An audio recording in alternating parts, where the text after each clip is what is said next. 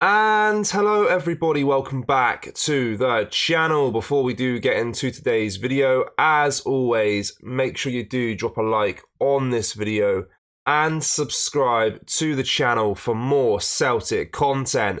So I hope you guys are all okay. We've got a lot to go through in today's video. Of course, it is transfer deadline day, and there's a lot happening around Celtic, a lot of moving parts, incomings, outgoings. We'll discuss all of that in today's video. There'll probably be multiple videos today just due to the fact that a lot of things will be happening pretty fast. So don't expect this to be the only video on the channel today. There'll be a lot happening later on.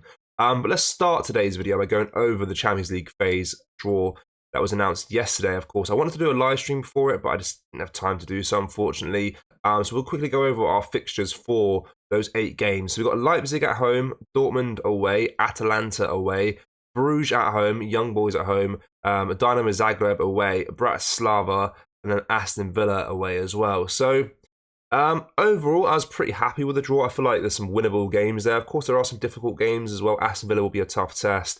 Dortmund will be a tough test, of course. Last season they're in the Champions League final, so you expect them to be pretty hard. Atalanta as well will be a difficult game. Of course, they won the Europa League last season. So definitely some hard games there, but definitely some winnable games. I'm looking at Dynamo, Bratislava, Young Boys, Bruges. You expect to get some points here and there. I even think Leipzig as well. I think Leipzig is a game that we can go to and definitely give them a good game and potentially get a point or 3. So overall, I was pretty happy with the draw, and I feel like it's definitely doable that we can qualify out of this league phase. Still trying to wrap my head around the new format. I kind of know how it works. I know the first 8, I think, qualify straight through to the second knockout phase, and the next bit knockout to the first knockout phase. I think Celtic can get to that second part and get into the early knockout stages of the competition, and then if they win that one, they get to the top 8 then. So it's a little bit confusing at first, but I'm sure we'll get the hang of it soon.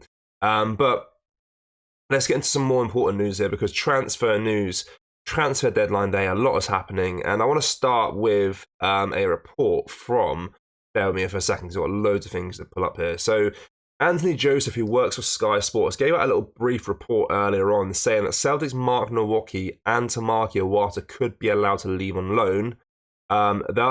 There's options for both players who will move further down the pecking order once deals are completed for Arnie Engels and Austin Trusty. And Celtic are also looking to bring in another midfielder before 11 p.m. So let's go back to Tamaki Iwata here, because we know exactly where he could be heading.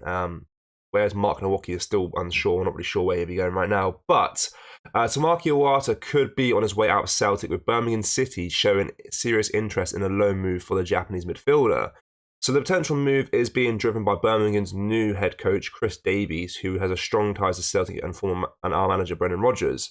The Davies, who previously served as Rodgers' assistant at both Celtic and Leicester City, is reportedly looking to fill in favour with his former boss to bring Iwata to Birmingham. Despite being a player Rodgers used last season, Iwata has not made a single squad under the Irishman this campaign, suggesting his future at the club may be in doubt. So the 26-year-old, of course, joined Celtic back in January 2023 from Yokohama F. Marinos, arriving with quite high expectations, I'd say, but never really fulfilled those, of course, getting the J-League's MVP in 2022. He's had a few good games here and there, but never found consistency, never found regular starts with Celtic. And, I'm happy that he's moving on. He'll get a loan move to Birmingham. It's quite sad because Birmingham are a League One side now, actually, so it's not the highest level to play at. I feel like he could probably play the Championship if he wanted to.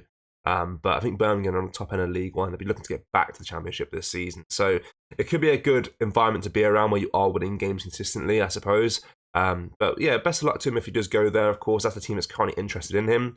Mark Nowocki, on the other hand, still not really sure where he could be heading right now. No teams really circling around for him. But of course, probably by the time I upload this video, we'll know exactly where he's going, because that's how quick the transfer deadline day moves. So yeah, best of luck to Iwata. He probably will head out on loan to Birmingham City. So let's discuss this Austin Trusty deal here as well, because Celtic have made significant progress in securing the services of Austin Trusty, the 26-year-old centre-back currently with Sheffield United. So the Hoops have agreed a £6 million deal for the American international, who was also settled on personal terms, agreeing a 5-year contract with the club.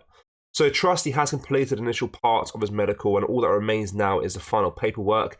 He is scheduled to arrive in Glasgow on Friday, which is of course today, to wrap up the formalities of the transfer. So very happy with this deal. £6 million. Look, throw money around. I like to see it. I like to see us making moves for players in positions that we definitely need improvements in.